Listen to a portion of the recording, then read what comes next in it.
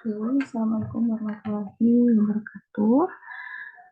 Hari ini kita akan menjalankan kuliah ya, kuliah farmakologi eh, dengan materi efek obat. Ya, udah muncul ya. Oke, efek obat sebenarnya sudah saya sampaikan juga untuk materinya di penjelasan praktikum, kurang lebih sama. Tapi hari ini saya akan lebih memberikan materi kedalaman tentang efek obat ya.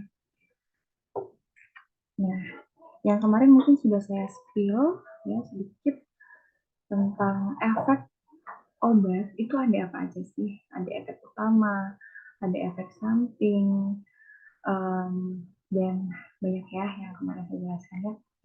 Nah, di sini saya akan menjelaskan tentang efek yang tidak diinginkan dalam penggunaan obat, yaitu utamanya adalah efek samping obat.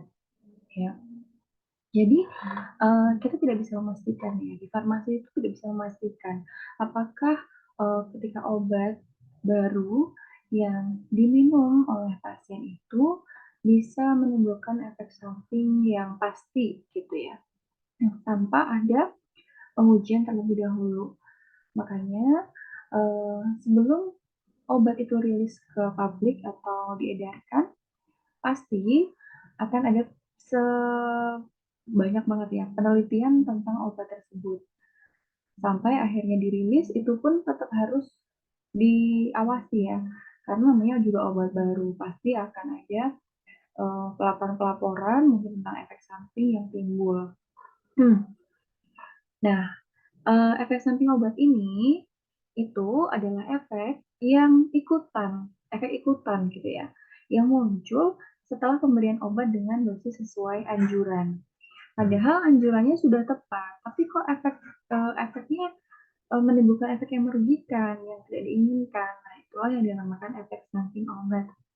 Kemudian, kalau di sini pengertiannya itu adalah efek yang muncul setelah pemberian obat dengan dosis yang lebih atau yang melebihi dosis maksimal, itu namanya efek toksisitas ya, atau yang biasa disebut efek toksik. Nah, di sini efek samping itu yang akan kita bicarakan adalah efek samping yang tidak dikehendaki, yang merugikan dan membahayakan pasien. Kemarin juga saya sempat sebutkan ya, efek samping yang mungkin bisa bermanfaat itu biasanya kita sebut dengan off-label ya, obat-obat off-label. Jadi kita bisa memanfaatkan dari efek samping yang mungkin ditimbulkan oleh suatu obat begitu. Kemudian efek samping bersifat konsisten dan sudah diketahui. Nah, ini ketika efek samping itu sudah diketahui dan bersifat konsisten, itu baru yang namanya efek samping. Tapi kalau misalnya obat baru dirilis, kemudian mungkin ada beberapa orang yang melaporkan kejadian kalau habis minum obat itu merasakan misalnya mual. Nah, kemudian sedangkan obat itu ketika diminum oleh orang lain belum tentu ya menimbulkan efek mual.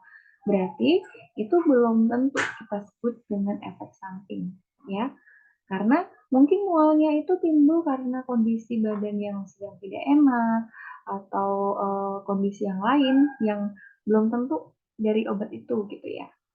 Jadi di sini kita bisa membedakan ya mana yang dinamakan efek samping dan mana yang dinamakan bukan efek samping. Begitu. Kemudian ini adalah jenis-jenis efek samping obat. Ada efek samping yang dapat diperkirakan. Efek samping yang dapat diperkirakan itu misalnya penelitian atau pelaporan dari efek samping obat itu kan udah dilakukan dari lama ya. Obat-obat sekarang yang beredar ini juga prosesnya itu sudah melalui banyak uji dan sudah lama beredar, otomatis efek sampingnya pun sudah diketahui. Seperti yang saya sampaikan di materi praktikum kemarin, di farmasi itu ada aplikasi, kalau adik-adik penasaran bisa buka drugs.com. Di situ ada interaction checker, interaction drug checker. Jadi kita bisa melihat obat A dengan obat B bagaimana bisa berinteraksi, gitu ya. Dan apa interaksi yang terjadi itu ada semua. Kemudian efek sampingnya juga ada di sana. Misalnya mau lihat gitu ya efek samping dari paracetamol. Itu apa sih? Itu bisa nanti dilihat di sana. Dan di sana sudah di ranking gitu ya, sudah di persentase mana yang paling banyak terjadi gitu. Nah, kalau efek samping yang sudah masuk ke dalam literatur atau literasi itu menunjukkan bahwa ternyata di dunia ini tuh banyak sekali yang mengalami hal yang serupa setelah mengkonsumsi obat yang sama, begitu ya. Jadi kita berangkat dari situ, berangkat dari literasi itu, kita bisa memperkirakan kan efek samping yang akan terjadi. Misalnya paling dekat aja deh, contohnya adalah di brosur obat. Di brosur obat kita sering sekali melihat obat A misalnya ya, efek sampingnya mengantuk. Ya kita biasanya kan lihat ya efek sampingnya, oh berarti habis makan obat ini atau minum obat ini, saya akan mengantuk. Jadi biasanya kalau obat yang dengan efek samping mengantuk itu tidak boleh pasien yang mengkonsumsinya itu mengendarai kendaraan pribadi, ya. Nah, efek samping yang dapat diperkirakan ini juga uh, dibagi lagi, di breakdown lagi. Yang pertama adalah efek farmakologi yang berlebihan, atau biasa kita sebut juga efek toksik. Kita tahu misalnya dosis paracetamol satu hari adalah 4 miligram. Ya. Ketika ada seseorang yang mengkonsumsi paracetamol lebih dari dosis tersebut dan jangka panjang seperti itu, ya itu lama-lama kita bisa tahu kalau itu tuh sebenarnya nanti bisa menimbulkan efek toksik, gitu ya. Berarti kita bisa mengira-ngira, sudah bisa memperkirakan. Kemudian gejala penghentian obat. Nah, atau yang biasa disebut withdrawal syndrome. Sebenarnya ada beberapa obat yang punya efek withdrawal syndrome ini. Apa sih withdrawal syndrome itu? Withdrawal syndrome itu adalah efek yang timbul ketika obat itu dikonsumsi secara terus-menerus, kemudian tiba-tiba dihentikan. Ya, contohnya seperti obat narkotika. Narkotika kalau diminum terus-menerus, itu kan akan menyebabkan efek kecanduan. Nah, ketika di stop secara tiba-tiba, langsung tidak mengkonsumsi seperti itu, pasti akan ada gejala withdrawal syndrome. Yaitu apa? Yang biasa kita kenal dengan sakau. Atau mungkin buat ini ya, yang paling dekat sama kehidupan kita, mungkin ada yang pakai krim malam. Krim malam dari krim dokter seperti itu, ketika dipakai bagus gitu ya. Kalau kandungannya ada steroidnya, di krim tersebut dipakai bagus sampai 1 bulan 2 bulan aman. Tiba-tiba nggak pakai nih gara-gara mungkin lupa beli atau telat beli. Tiba-tiba 1 minggu nggak pakai krim malam muncul jerawat yang banyak, breakout. Nah, itu sudah bisa diindikasikan mengalami withdrawal syndrome dengan catatan kalau di krim tersebut ada kandungan steroidnya, begitu ya. Karena biasanya obat-obat dengan efek withdrawal syndrome ini adalah obat-obat yang memang punya efek candu gitu ya, punya T setengah atau punya waktu eliminasi yang lama di dalam tubuh. Kayak misalnya narkotika. Narkotika itu kan sebenarnya punya efek yang lama di dalam tubuh ya.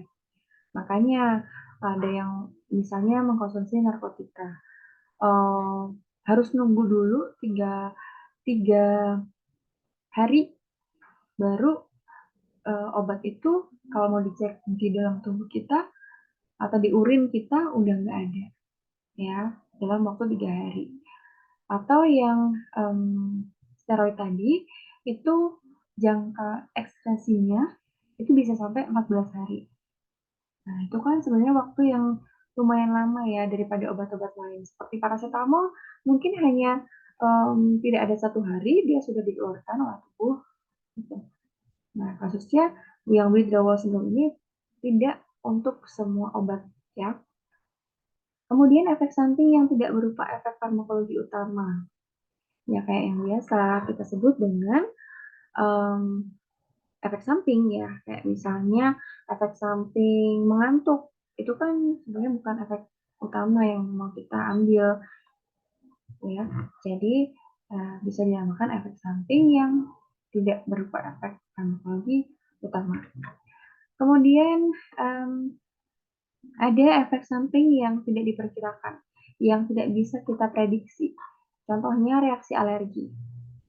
Biasanya kalau teman-teman ada yang pernah opnam di rumah sakit itu pasti ketika mau diresepkan atau diinjeksi dengan antibiotik itu pasti akan dites dulu alergi antibiotiknya.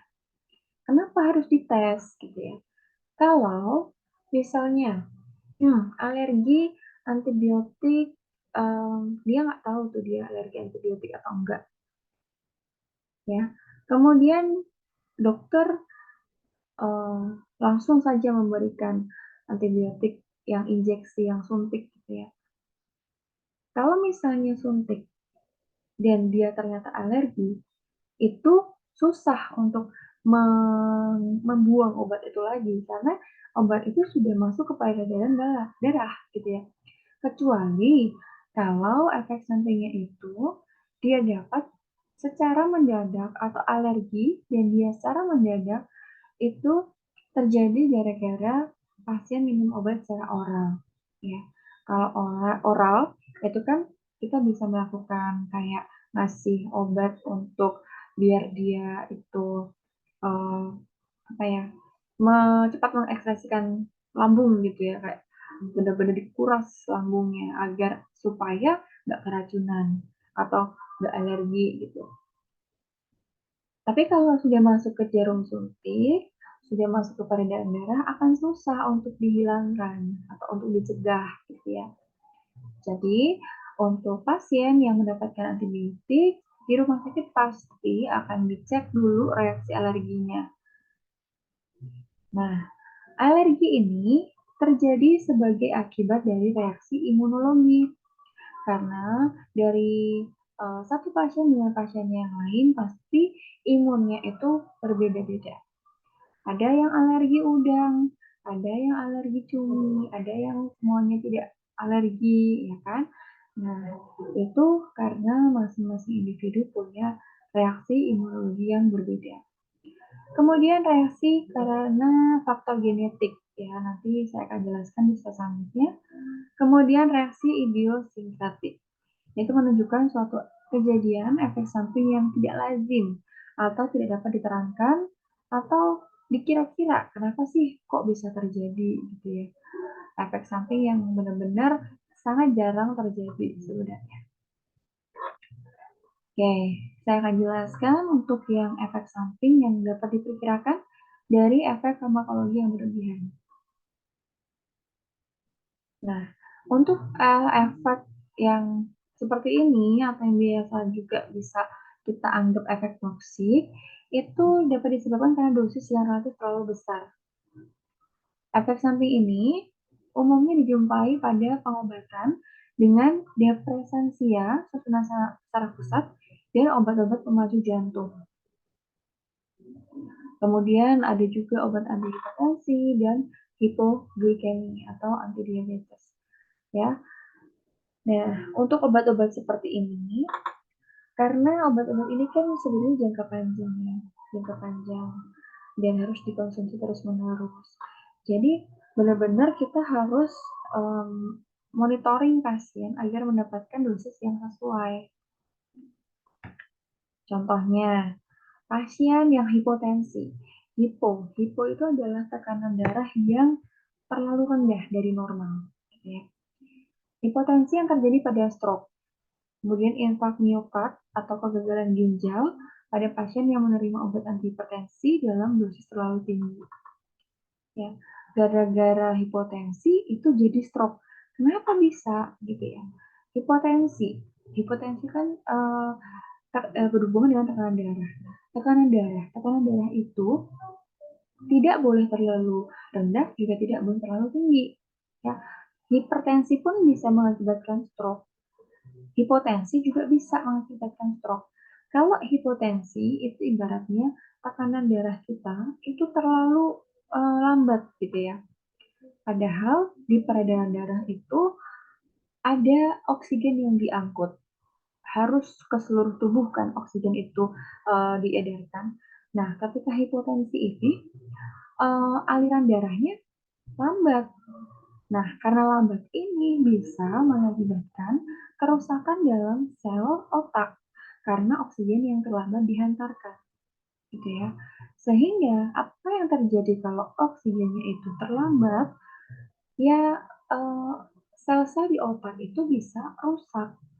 Nah, kematian sel ini yang bisa mengakibatkan stroke. Kalau hipertensi itu kebalikannya. Karena hipertensi yang saking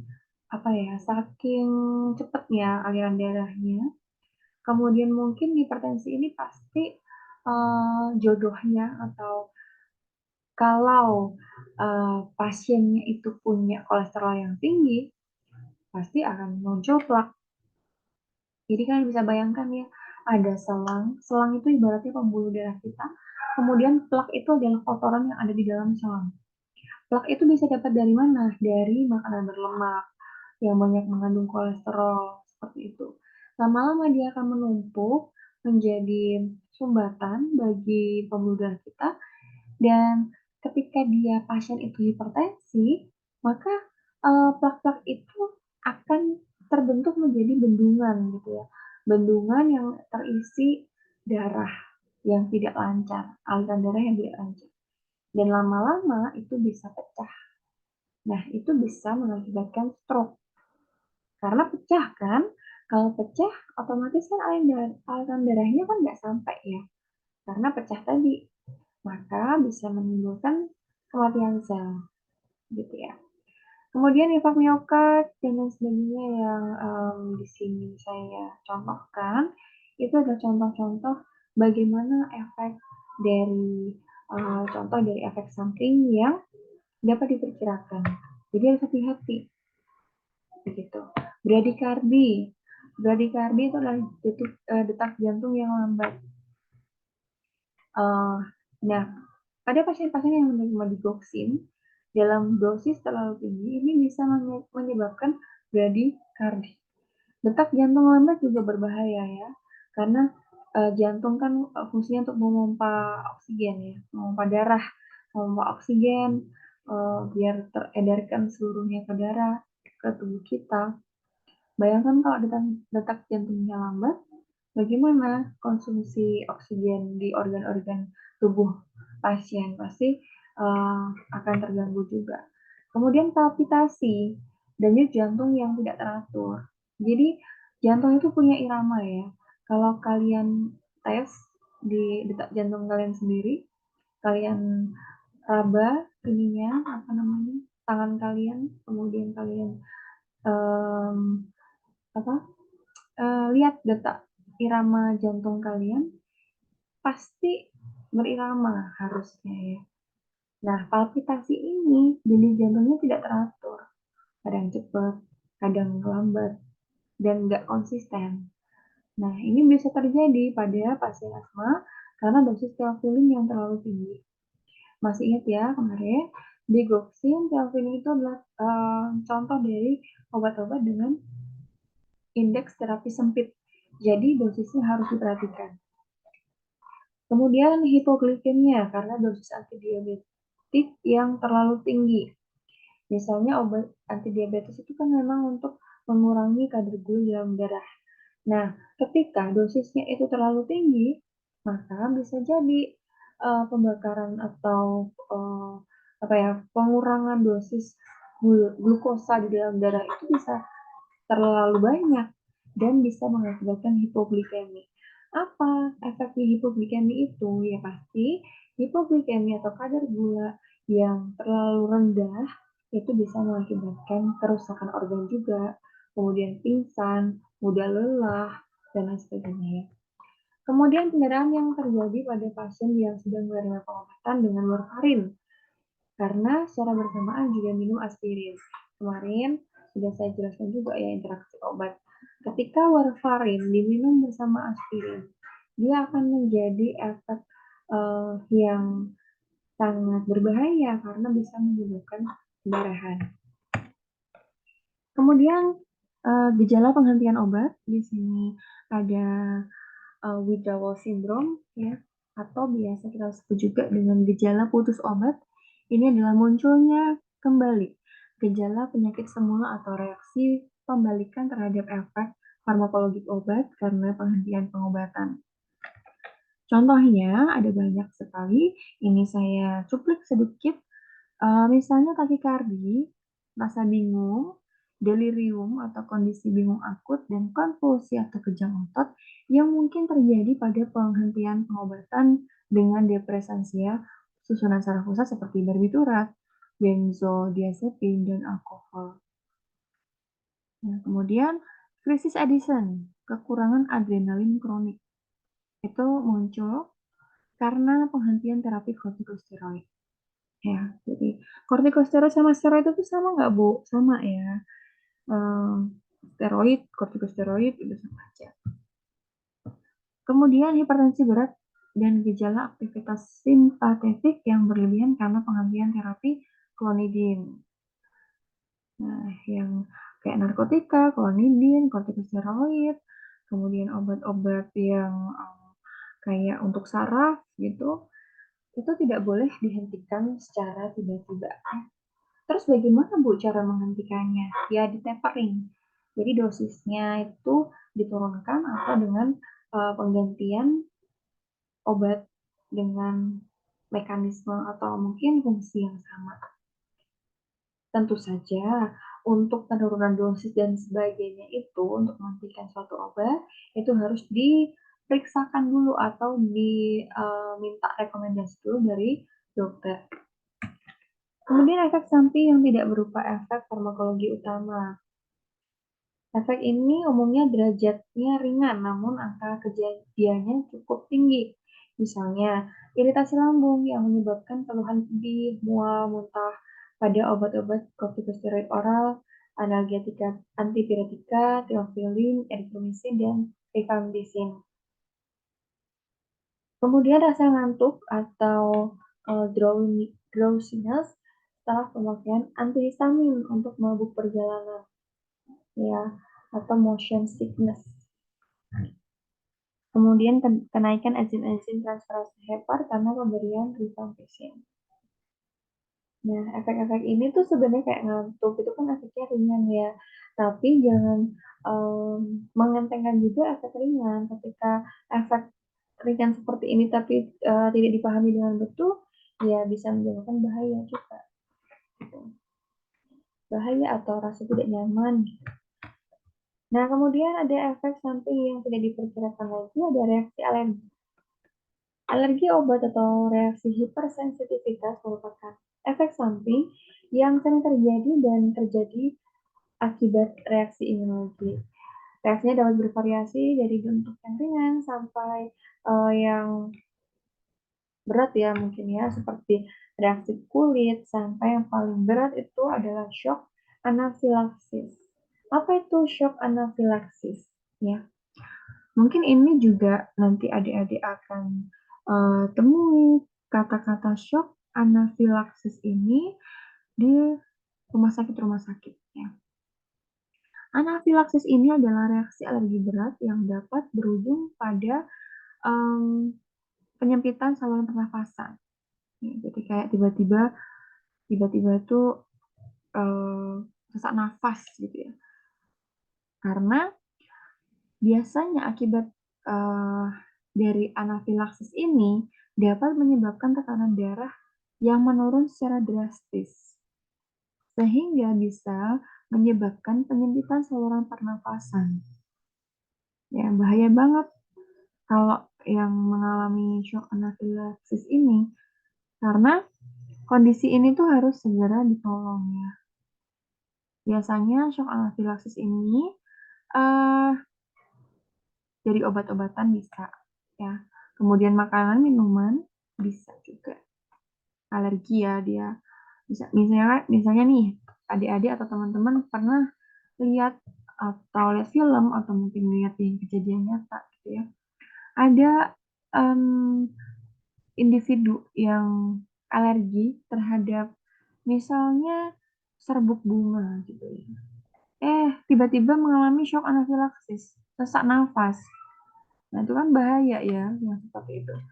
Nah, itu biasanya ya itu terjadi karena alergennya itu ada yang dari serbuk sari bunga, kemudian debu, ada yang serangan dari em, apa serangga, kemudian makanan minuman atau obat-obatan lain.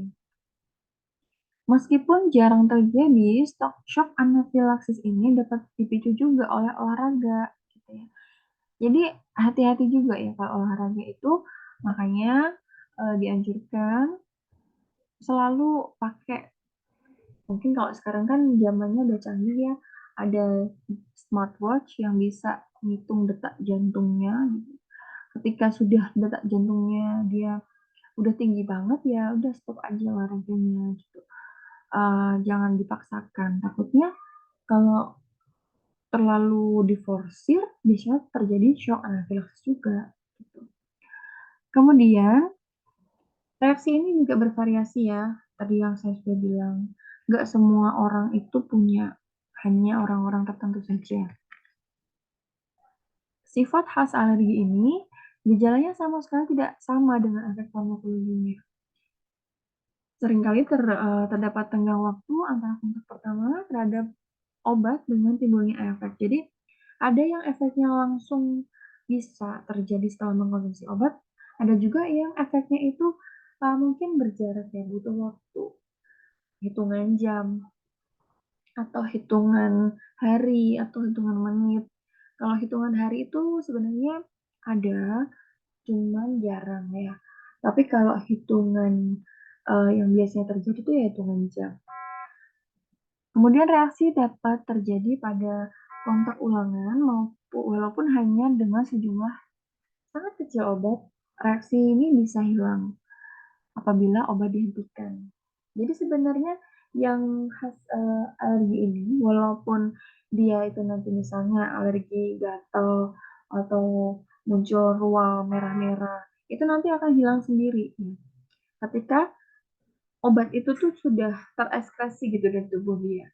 Tapi butuh waktu juga. Ada yang berhari-hari, ada yang hitungan jam aja udah selesai, itu juga ada. Kemudian keluhan atau gejala yang terjadi dapat ditandai sebagai reaksi imunologi, misalnya rash. Rash itu ruam itu kayak gatal gitu ya, ruam di kulit dan lain sebagainya. Kemudian ada reaksi karena faktor genetik, ini adalah pada orang-orang tertentu dengan variasi atau kelainan genetik, suatu obat mungkin dapat memberikan efek farmakologi yang berlebihan.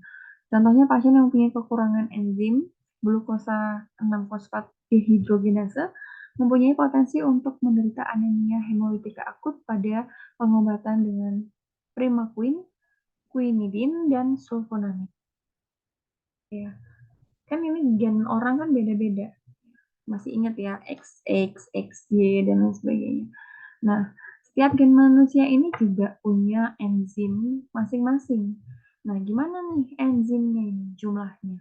Banyakkah, sedikitkah, atau normalkah? Nah, itu yang bisa mempengaruhi reaksi karena faktor genetik. Kemudian reaksi idiosinkratik, sinkratik ya, sorry ini kurang kah. Digunakan untuk menunjukkan suatu kejadian efek samping yang tidak lazim. Ya, tadi saya sudah sebutkan kalau reaksi ini tuh relatif sangat jarang terjadi. Contohnya, kanker pelvis ginjal yang dapat diakibatkan karena pemakaian analgetika secara serampangan. Serampangan itu maksudnya gimana, Bu? Serampangan itu ya kayak suka-suka dia gitu ya. Dikit-dikit nyeri antibiotik, analgesik, dikit-dikit nyeri analgesik. Nah, makanya Obat itu bisa sebagai penyembuh, tapi bisa sebagai racun juga kalau pemakaiannya itu tidak terkontrol. Kemudian kanker uterus yang dapat terjadi karena pemakaian estrogen jangka lama tanpa pemberian progesteron sama sekali. Nah, ini ya, biasanya pemakaian estrogen ini dikonsumsi oleh ibu-ibu yang pakai pil KB. Nah, itu kan sebenarnya obat-obat hormonnya. Nah, itu harus juga dimonitoring. Jadi jangan sampai kok pakai terus obat pil KB gitu ya jangka panjang. Itu juga bisa mengakibatkan efek samping yang tidak diinginkan, yaitu adalah kanker uterus. Kanker uterus itu di mana? Ya di uterusnya, ya di rahimnya. Kemudian ada obat-obat imunosupresi dapat memacu terjadinya tumor limfoid. Imunosupresi itu kayak ya obat-obat yang berhubungan dengan imunosupresan ya, meningkatkan imun seperti itu. Kemudian faktor-faktor pendorong terjadinya efek samping obat yang pertama adalah faktor bukan obat. Faktor-faktor pendorong yang tidak berasal dari obat antara lain adalah intrinsik dari pasien sendiri, yaitu adalah umur, jenis kelamin, genetik, kemudian kecenderungan untuk alergi, penyakit, sikap, dan kebiasaan. Kalau dari luar pasien yaitu adalah dokter. Ya, mungkin dokter salah dalam mengasih obat, gitu ya. Kemudian pencemaran mungkin oleh antibiotika, gitu. Kalau yang dari faktor obat gimana? Dari obat misalnya sifat dan potensi obat untuk menimbulkan efek samping, pemilihan obatnya, cara penggunaannya, dan interaksi antar obat. Nah, misalnya nih, upaya pencegahan dan penanganan efek samping. Misalnya ada seseorang yang dia tuh udah terlanjur mengkonsumsi obat dan terjadi efek samping, gitu ya. Terus bagaimana?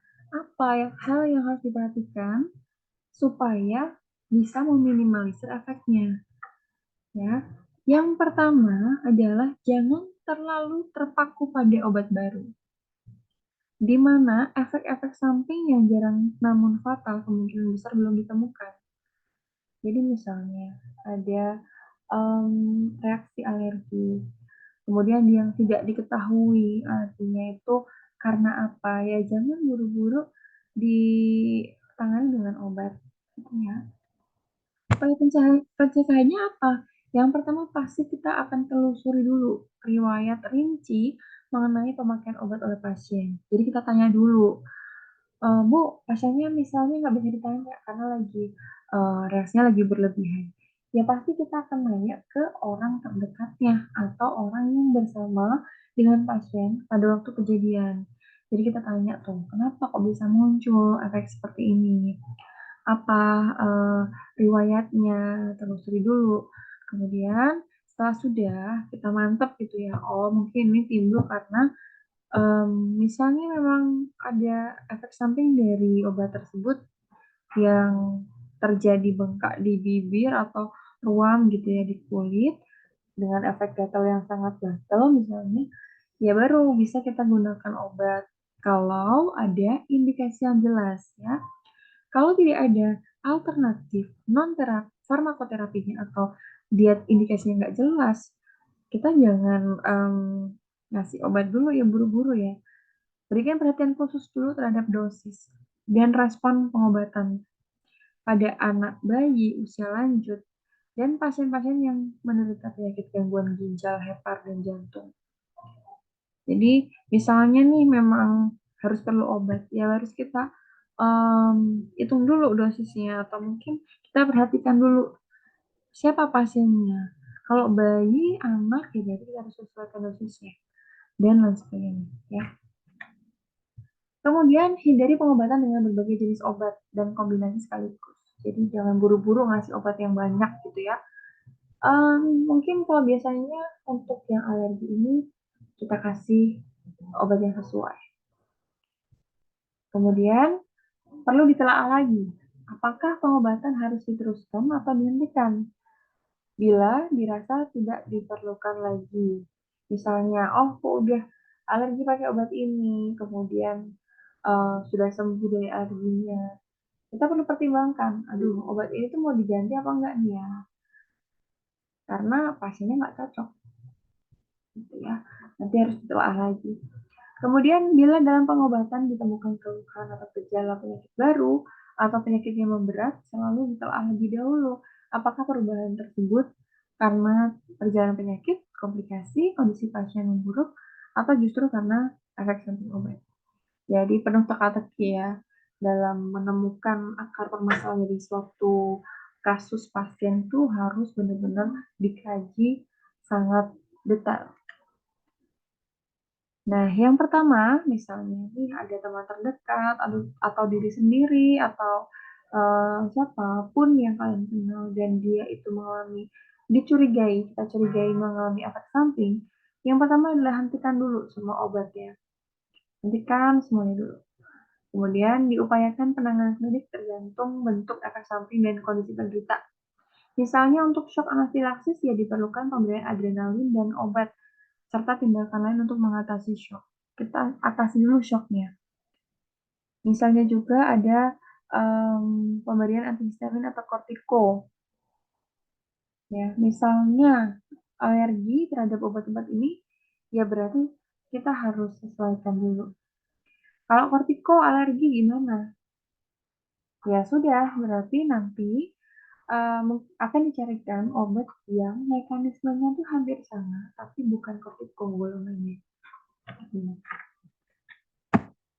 Nah, ini adalah 5 efek samping obat yang terbilang aneh. Ini termasuk contoh di idiosinkratik tadi, atau berbeda dengan efek samping yang biasa terjadi. Pertama, amnesia. Kondisi ini tiba-tiba terjadi, gitu ya, kalau pasien menerima suatu obat statin, misalnya. Di sini tiba-tiba amnesia pasiennya. Nah, itu kan aneh ya, karena statin itu umumnya nggak bikin amnesia, tapi kok di pasien ini terjadi. Nah, itu termasuk efek idiosinkratik. Kemudian rasa nyeri dan sakit. Beberapa obat memang ada berfungsi untuk menghilangkan rasa sakit, tapi ada obat yang tidak berhubungan dengan nyeri, justru menimbulkan rasa sakit. Ya, itu juga. Kok minum, misalnya nih orang-orang yang mengkonsumsi antihistamin Allegra untuk menghilangkan demam dan gejala alergi lain. Ada kemungkinan mengalami rasa sakit otot dan sakit punggung gara-gara obat ini. Ya, kan aneh ya, gak ada hubungannya sama nyeri gitu loh antihistamin, tapi dia bisa menimbulkan rasa nyeri. Gitu. Kemudian ada gangguan penglihatan dan indera lainnya. Beberapa obat yang diminum terkadang menimbulkan rasa pahit di mulut, tapi jika obat tersebut meninggalkan rasa yang buruk atau bisa mendistorsi indera perasa, maka ada kemungkinan hal tersebut akibat efek samping dari obat yang diminum. Contohnya adalah enalapril ya, merek dagangnya adalah Vasotet yang digunakan untuk mengobati darah tinggi, gagal jantung kongestif, dan obat ini bisa mempengaruhi kelima indera seperti mengurangi rasa penciuman, kemudian mengganggu pendengaran, dan masalah mata seperti gangguan penglihatan dan mata kering. Ya. Ada juga perubahan warna urin. Ini bisa terjadi misal ada infeksi atau keracunan zat besi. Misalnya, apabila urin berwarna hitam, ada kemungkinan efek samping mengkonsumsi obat flagil, furazolidon, atau antibiotik lainnya. Biasanya juga misalnya pasien kemudian minum vitamin C gitu ya, pasti pipisnya warnanya lebih kuning. Ya karena diekskresi di situ juga. Efeknya ke warna urin juga ada. Ada juga yang ungu ya, kemungkinan karena dari efek samping obat phenylephrine yang digunakan dalam jangka waktu yang lama. Jadi jangan shock dulu ya. Kok tiba-tiba ungu warnanya atau mungkin tiba-tiba merah warnanya. Nah, itu karena mungkin terjadi karena efek samping obat. Oke. Kemudian ada juga ya reaksi obat atau reaksi ini mungkin ada yang pernah dengar juga ya. Kalau ada orang itu yang ketika dianestesi Ini bukan apa ya, kejadian sangat kecil ya di dunia ya. Jadi misalnya ada orang yang operasi, kemudian dia di anestesi kan, anestesinya misalnya anestesi yang total, jadi dia kehilangan kesadaran gitu. Nah, ada orang atau individu yang berhasil di anestesi sih, dia benar-benar bisa tertidur gitu, tapi ternyata rasa sakitnya nggak mati gitu ya. Harusnya pada orang normal ketika dia di anestesi tidur, ya dia kesadarannya juga akan hilang gitu ya. Kesadarannya hilang, otomatis kalau kesadarannya hilang, rasa nyerinya juga pasti nggak kerasa. Nah, di individu ini dia itu tidur, tapi dia masih bisa merasakan nyeri yang hebat ya. Jadi bisa dibayangkan ya, pasiennya tidur, kondisi tidur, dokter nggak tahu kalau dia itu ternyata merasakan nyeri, padahal operasi dibelek-belek gitu ya. Nah, itu uh, hanya terjadi pada beberapa orang di dunia, dan itu membahayakan sekali sih ya. Karena kan manusia itu sebenarnya bisa menahan rasa sakit atau nyeri itu hanya terbatas gitu. Bahkan pernah kan ya, mungkin adik-adik pernah dengar kalau um, ibu melahirkan secara normal, itu rasa sakitnya itu ibaratnya kayak uh, tulang di tulang dipatahkan gitu ya, dengan sengaja. Jadi gimana tuh rasanya? Pasti kan akan sakit sekali ya. Nah, tapi ya hebat ya, ternyata perempuan itu kalau bisa benar-benar melahirkan secara normal itu karena bisa menahan rasa sakit yang sesakit itu gitu, bahkan melebihi harusnya dari ambang rasa sakit manusia biasa, tapi bisa terjadi gitu ya. Oke, kemudian halusinasi. Ini kondisi yang terjadi jika seseorang melihat atau mendengar sesuatu yang tidak benar-benar ada. Halusinasi bisa terjadi berupa visual atau auditory. Beberapa obat bisa menyebabkan halusinasi ini adalah Mirapex dan Lariam, yang diciptakan untuk mencegah atau mengobati malaria di Angkatan Darat Amerika Serikat. Kemudian ini conclusion-nya adalah obat sebagai alat bantu itu bisa membebaskan manusia dari penyakit, bisa memperbaiki kinerja fisik dan mental yang terganggu, sehingga pikiran itu bisa ilusif ya, menerabas dan memperbaiki kualitas hidup. Nah, terus tidak pernah ada obat yang tanpa efek samping. Itu tidak mungkin ada, ya. Semua obat pasti punya efek sampingnya.